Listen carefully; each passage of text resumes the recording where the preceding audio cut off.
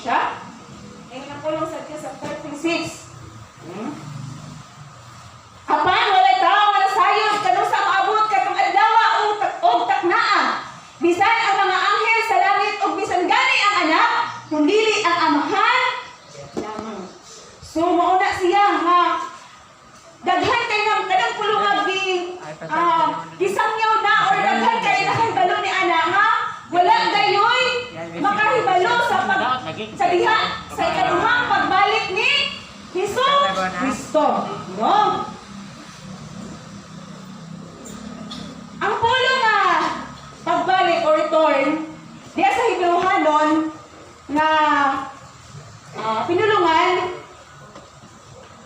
nagpasabot kini og shop ang pagbalik or pagbalik o sa Griego po parusya or kung pasabot presensya or pag-anhi, no? Ang kasaysayan nga naisulat niya sa buhat, no? Dili sa buhat ang naisulat ni ini kung atong basahon, mao kini ang naisulat nga mabasa nato ang panghitabo sa diha nga nabanhaw si Jesus Christ o sa diha nga diha sa pagsaka niya o pagkayag niya sa langit. So ato nang mabasa diha sa buhat, no?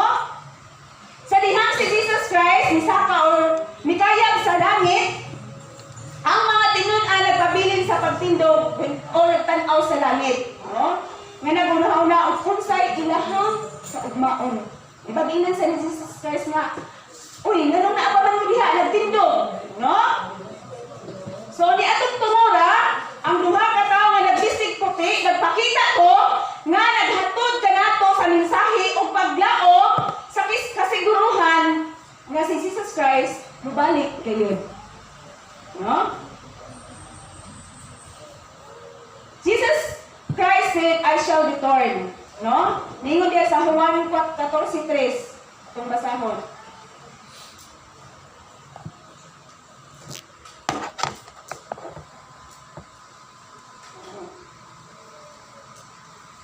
So, na ang Bible diha, pwede ito mag-apply para maunang ko nila. Juan 14:3. Mariso mag-ian nato. 14:3. Siya? O kung atuman ako dito o makaandam nagdapit alang kaninyo, mubalik ako, kuhaan ko kamo aron bisag asa ako at usab kamo. O diba? Sumani siya. Aron nga kuhaon ang iyaha, no? Kuhaon ang iyang mga tinun-an. Og si Apostol Paul nagsulat usab sa ikaduhang pag-anhi ni Jesus na karong panahon na adunay dakong anang panahon na mahitabo na sa iyang ikaduhang pagbalik, maangkon ang dakong kalipay o panagtagbo sa iya ni Jesus Christ o sa iyahang mga tinun-an, no? Ningon din sa 1 Thessalonians 4:13-8.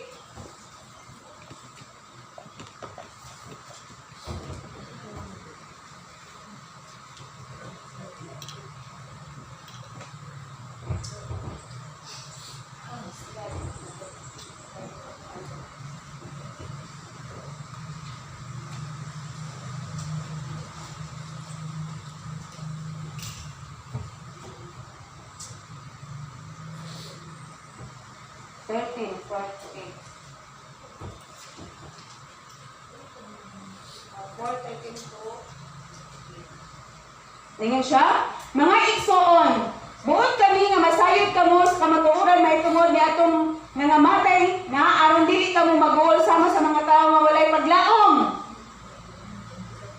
Tingin siya, kita nagtuo nga si Jesus namatay og nabanhaw, busa tungod kang Jesus banhawon og dad-on sa Dios uban kaniya katong nangamatay nga nagtuo kang Jesus. Ang pagtulon-an sa Ginoo nga gitundo namo kaninyo, mao kini. Kita nga buhi pa, inibalik sa Ginoo, dili pag-una niya itong nangamatay na. Unya, mabati ang singgit sa pagmando o ang tingog sa arkanghel, ingon man ang lanog sa trumpita sa Dios o mukudsad ang Ginoo gikan sa langit, mauunang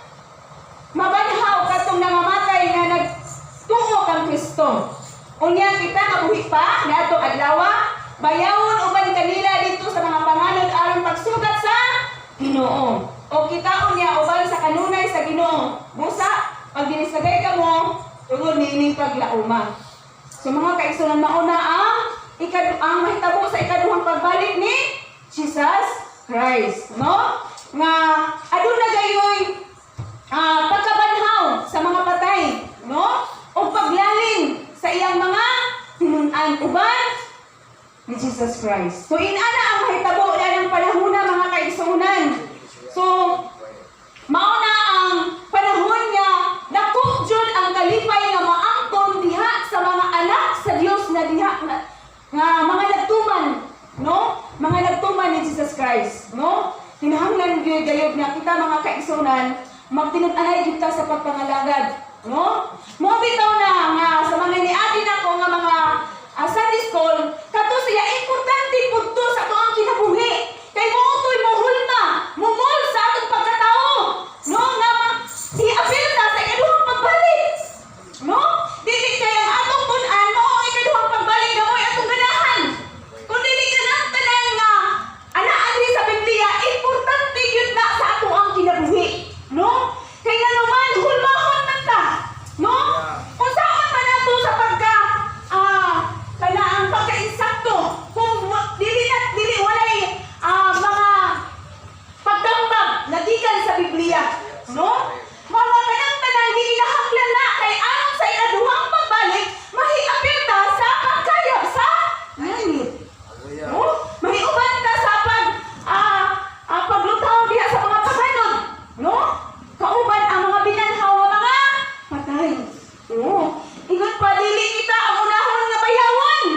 Kung dili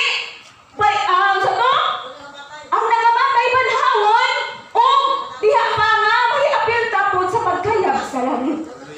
No? So ana ang mahitabo. Nindot manggid siya kaayo paminawon nga muuban pa sa pagkayab sa langit.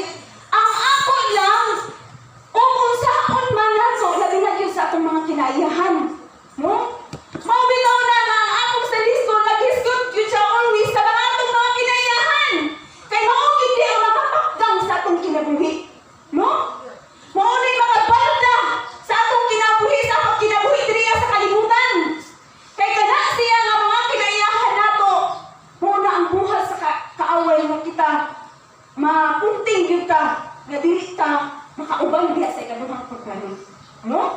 Atong timan-an at atong paningkamutan nga kanang ikaduhang pagbalik diha ay ubanta. No?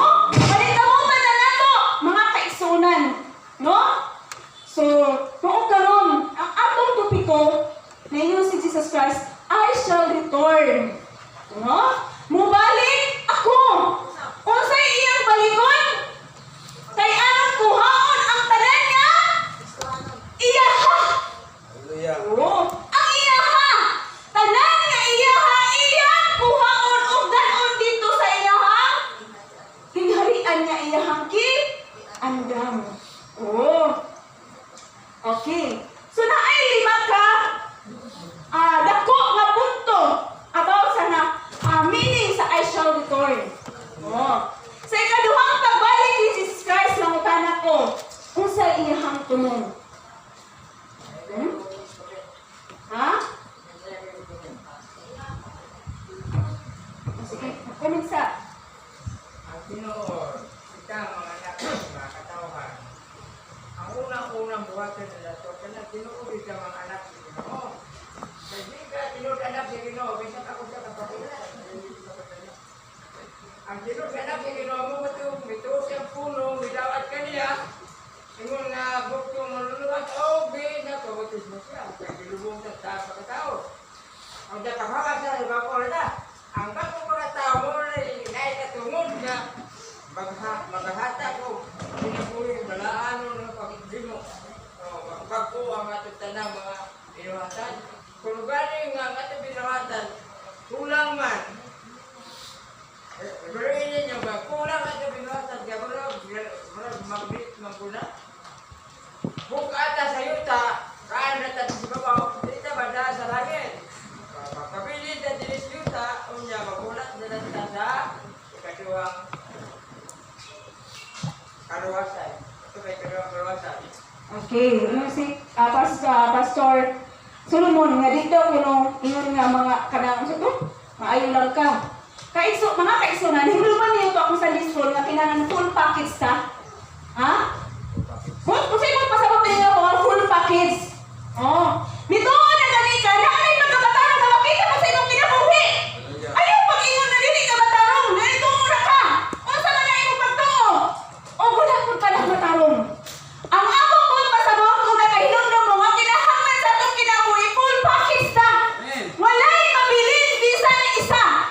Kuha na to na? Oo. Kinahanglan full package ang tingwa sa Ginoo aron nga iyang madawat dito sa iyang balay nga kiandam mga kaigsuonan. Kuha na to na? Oo. Nakadugtong pa mo sa akong sa liskod? Oo. So, dili ta balik sa atong leksyon karon. Ningon sa diri 5 major points about I shall return means unsa daw mo pasabot nga mabalik ako. Ningon si Jesus Christ, I shall return, no? Nibot, una niyo siya, I shall return means certainty.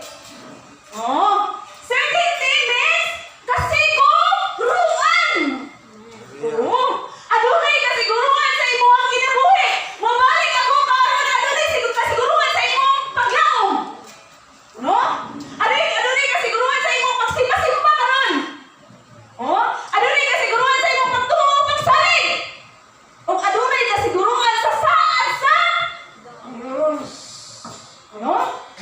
Aron nga matuman ang saad sa Diyos. Sigurado nga pagbalik niya nga ikaw asa man ka. Oh, pangutanaay mo ko galingon. Pagbalik ni Jesus Christ, asa ka ako paingon? Asa ka sigurado nga akong kinabuhi. Langit pa ka ang impyerno. Oh. So adunay kasiguruduan sa atong kinabuhi diha sa pagbalik ni Jesus Christ. Amen? No? Tingin siya, saan ni Jesus Christ na mabalik kayo siya? Usa ka na kagarantiya, no? Kasiguraduan nga makagamot unta sa atong kasing-kasing ang pagkahari o pagkagamhanan sa Diyos. No?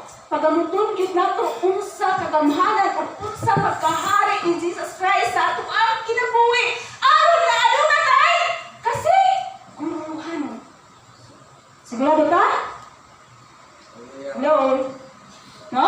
Kinahanglan nga siguraduhon nato ang atong kinabuhi ug asa siya pang-ingon, no? Ingon diya sa 1 Tesalonica 4:14. Ingon siya. 4:16. No? Ingon ang pulong sa 16. Siya. Unya, mabati ang singkit sa pagmandong ang tingog sa anghel, ingon man ang lanog sa trumpeta sa Dios o mupunsat ang Ginoo gikan sa langit,